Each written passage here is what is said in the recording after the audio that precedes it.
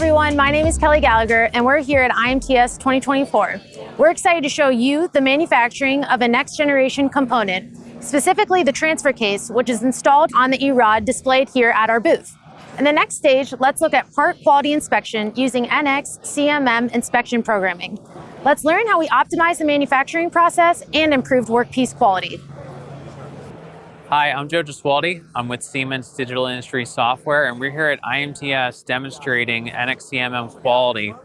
So the way in which we automate the CMM inspection programming process is that we take the tolerance information that's put on the model, and then we use this to automate the creation of the inspection features, the inspection tolerances, and the inspection paths within our software. Once we have a program, what we can do is we can simulate the program to make sure that it's safe to be able to put on our machines. And once we've validated that, then we can take this information down to the CMM, and then we can execute the program and make sure that the part that we've created is machine to tolerance. This way that when we go to final assembly, it all goes together correctly.